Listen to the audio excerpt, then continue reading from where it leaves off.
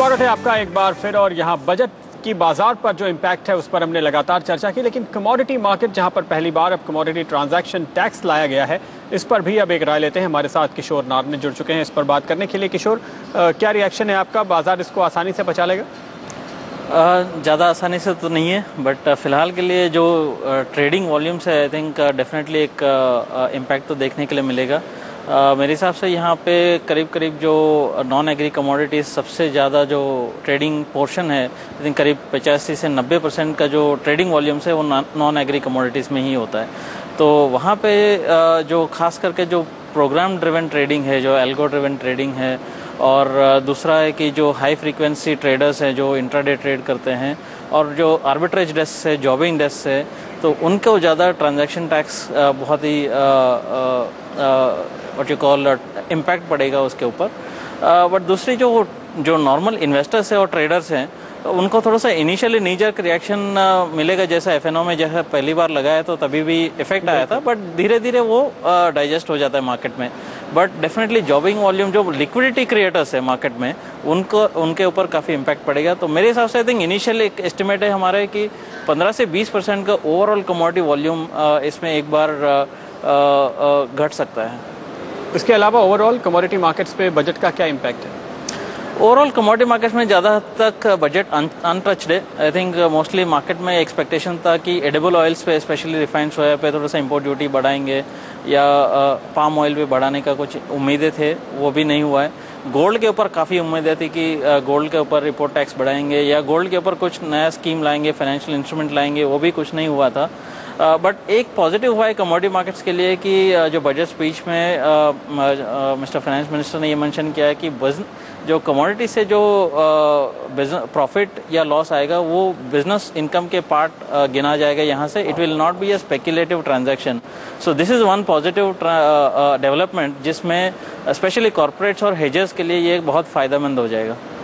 Okay, वक्त है यहाँ पे फिलहाल एक और छोटे से ब्रेक का, लेकिन लौटेंगे तुरंत।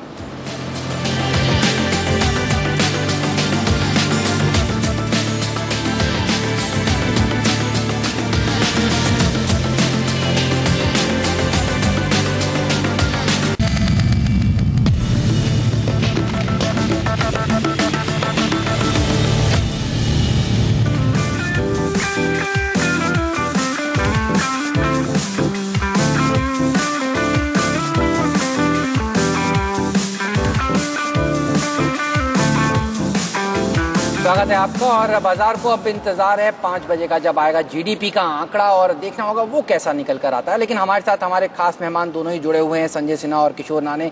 संजय, आपसे समझना चाहूंगा, प्री बजट रैली तो बाजार में देखने को मिलनी नहीं थी, बजट आ चुका है, अब क्या लगता है आपको, अगर जो आज कंफ्यूजन जिसकी वजह से बाजार गिरा है, गार को लेकर जो चिंताएं हैं, उसका अगर क्लैरिफिकेशन आ जाता है तो क्या लगता है एक पोस्ट बजट की उम्मीद करनी चाहिए? और एफआईआईज अब क्या करेंगे? जिस तरह से पैसा भारतीय बाजारों में एफआईआईज का आ रहा है, वो अब आता ही रहेगा या फिर वहां पर कुछ अंकुश आएगा अगर ये क्लैरिफिकेशन नहीं आया तो? देखिए, मैं ये मानता हूं कि ये जो सीबीडीटी के सर्कुलर को लेकर जो कंट्रोवर्सी खड़ी हुई है, कम से कम इस बार सरकार पहल लेगी और इसको बहुत जल्दी क्लैरिफाई कर देगी।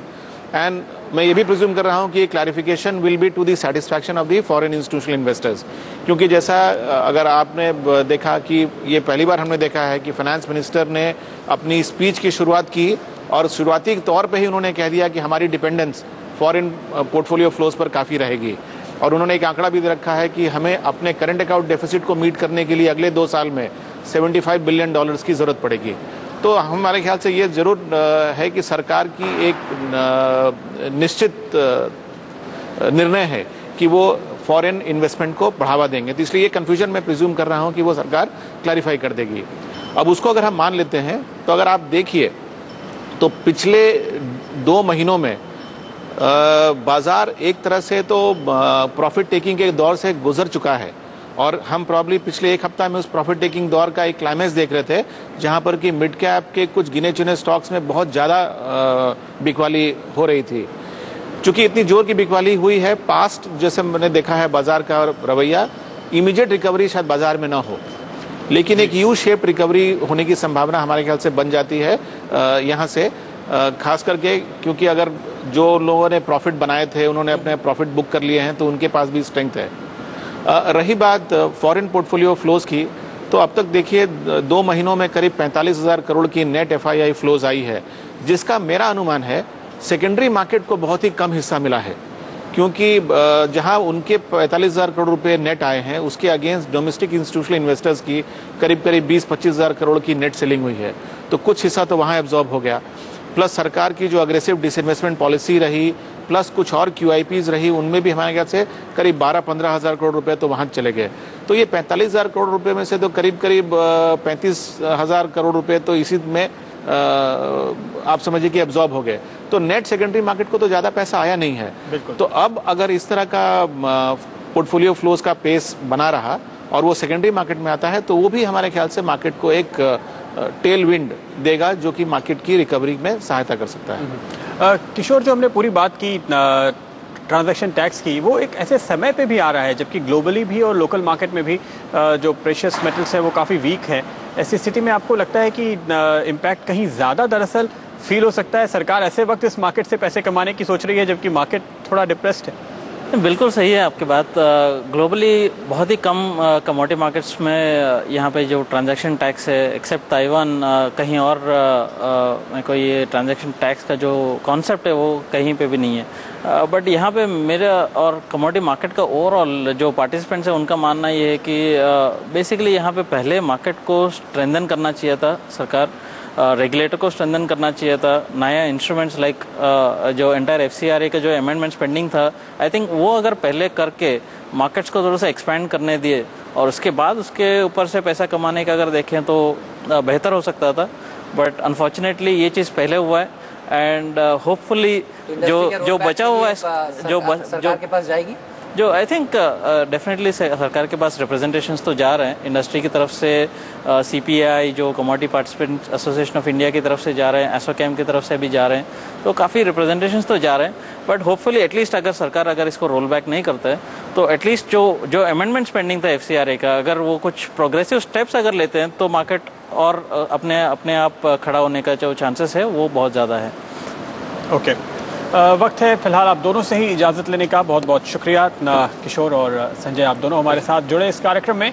और एक बार फिर आपको बता दें कि आज बजट के दिन CNBC आवाज़ आपको मौका दे रहा है माला माल होने का। जी हाँ, हर घंटे एक लकी विजेता जीत रहा है 1 लाख रुपए की डायमंड रिंग और आपके पास भी है शानदार मौका इस रिंग को अपना बनाने का। तो नोट कीजिए आज का 7वां सवाल। हमारा 7वां सवाल है, विदेश से सामान मंगाने पर कौन सा टैक्स लगता है? और आपके ऑप्शन हैं A एक्साइज, B कस्टम और C सर्विस टैक्स। अपना जवाब भेजने के लिए आपको अपने फोन के मैसेज बॉक्स में जाकर टाइप करना है AW7, स्पेस दीजिए और फिर टाइप करें अपना जवाब A, B या फिर C और इसे भेजिए 51818 पर। ध्यान रखिए, सवाल हर घंटे पूछा जा रहा है और इस घंटे 1 लाख रुपए की डायमंड रिंग आपकी भी हो सकती है।